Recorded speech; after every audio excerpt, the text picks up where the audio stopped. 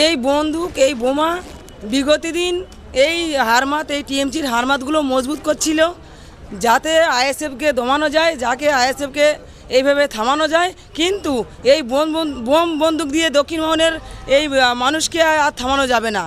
চালতাবেড়িয়া অঞ্চলে লড়াই করার মতন কেউ নেই, মাঠ ফাঁকা। আমরা প্রতিপক্ষ খুঁজছি, যদি এই ওইদুলকে তো আর খুঁজে পাওয়া যায় না, যদি নূতন করে প্রতিপক্ষ পাওয়া যায় তার সঙ্গে আবার 29 তারিখের আগে খেলে নেব। ওইদুল ও তো বাচ্চা ছেলে, ও জানে না যে আইএসএফের ছেলেটা কি করতে পারে। কেন আইএসএফের ছেলেরা ওইদুলের বাড়ির পুকুর ছেঁচে বোমা বার করেছে। এটা দিয়ে এই শিক্ষাটা নিয়ে যদি ও শিক্ষা পেয়ে যায় খুবই ভালো কথা। যদি মনে করে যে না হয়নি, তা পরবর্তী চিন্তা ভাবনা ওটা জানিয়ে দেওয়া হবে। প্রিয় দর্শক, এই মুহূর্তে যে গুরুত্বপূর্ণ খবরের দিকে চোখ রাখবো, আমরা দাঁড়িয়ে আছি দক্ষিণ বাহনিয়াতে।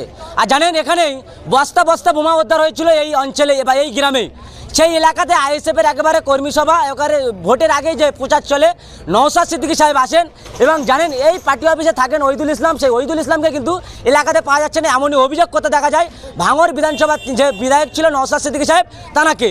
এবং এই এলাকার আইএসএফের কর্মী নেতারা তানারা কি জানাচ্ছেন, এই এলাকাতে কেমনভাবে আইএসএফ শক্তিশালী হচ্ছেন এবং কি বার্তা দিচ্ছেন, আমাদের ক্যামেরার মুখোমুখি দেখতে থাকুন বিস্তারিত খবর আইএসএফ বাংলার পর্দায়। এই এলাকাতে ওইদুল বলে টিএমসি নেতা বলছিল যে এখানে আইএসএফের কোনো কর্মীকে ঘেঁচতে দেবে না, একেবারে তার পার্টি অফিসের সামনে আইএসএফের বিশাল মানুষের ভিড়, কি বার্তা দেবেন? ওইদুল ও তো বাচ্চা ছেলে, ও জানে না যে আইএসএফের ছেলেটা কি করতে পারে। কেন আইএসএফের ছেলেরা ওইদুলের বাড়ির পুকুর ছেঁচে বোমা বার করেছে। এটা দিয়ে এই শিক্ষাটা নিয়ে যদি ও শিক্ষা পেয়ে যায় খুবই ভালো কথা। যদি মনে করে যে না হয়নি, তা পরবর্তী চিন্তা ভাবনা ওটা জানিয়ে দেওয়া হবে। আইএসএফের এলাকাতে ঝামেলা হলে আইএসএফের উপর দোষারোপ করা হতো, সেই ওইদুল ইসলাম বারবার মিডিয়াতে বক্তব্য দেয় এবং তানার ঘরের পিছন দিয়ে একাধিক বোমা উদ্ধার হলো আর শহ বোমা, তারপরেও তানাকে মিডিয়ায় মুখ খুলতে দেখা যাচ্ছে না, কি বার্তা দেবেন? চোরের মায়ের বড় গলা, চোর যখন ধরা পড়ে তখন আর কি বলবে, তা ওস্তাদটা দেখতে হবে না? সেই ওস্তাদের ছাত্র যখন মানে ফেঁসে গেছে তখন তো এমনি পালিয়ে থাকবে। কি বলবেন, এত মানুষের ভিড়, কি বার্তা দেবেন? আপনারই তো অঞ্চল, এই অঞ্চলে তো একটা জিনিস মানুষ সজাগ হয়েছে। কেন পশ্চিমবঙ্গ সরকার যেভাবে ওয়াকআপ নিয়ে বা বিভিন্ন রকম চাকরি বলো, বিভিন্ন রকম দুর্নীতি, আর এই যে মানুষের যে ভাতা প্রকল্প, কর্ম প্রকল্প নেই, ভাতা প্রকল্প, মানুষ এখন সজাগ হয়ে গেছে। কেন নওশাদ সিদ্দিকী এমন একটা মানুষ, ওনার কথা যে কোনো মানুষ শুনবে যখন না, সে তখন নিজের থেকেই মানে প্রস্তুতি নিয়ে নেবে, বুঝে যাবে। কি বার্তা দেবেন? তৃণমূলের দাপট নেতা বলে একেবারে অভিযোগ করা হতো বা শওকত মোল্লার পাশে দেখা যেত ওইদুল ইসলামকে। দেখেন, দেখা যায় না, যারা শাসকের হাত মাথায় রেখে দাপটিয়া দেখায় ভাঙড়ের মানুষ, আমরা ইতিহাস সাক্ষী রেখেছি, বারবার তাদেরকে দাপট থেকে একদম নর্মাল করে ছেড়ে দিয়েছে। যারা দাপটীয় নেতা বলে এলাকায় পরিচিত দিয়ে মানুষের ওপর অত্যাচার করত, তাদেরকে আমরা গর্তে পুঁতে দিয়েছি।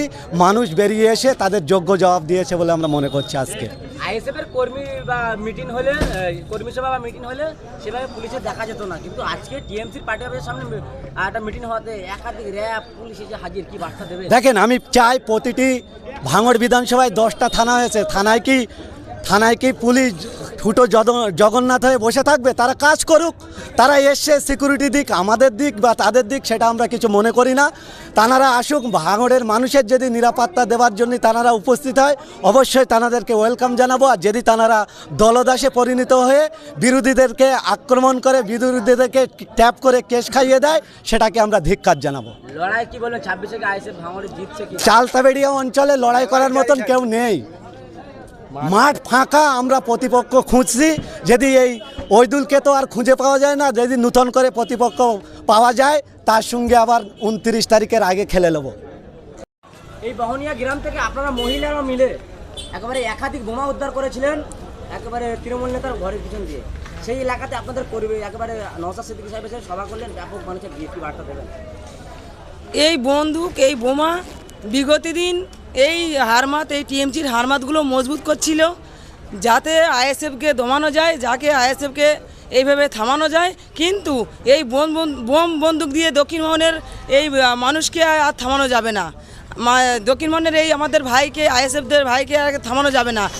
কেন থামানো যাবে না?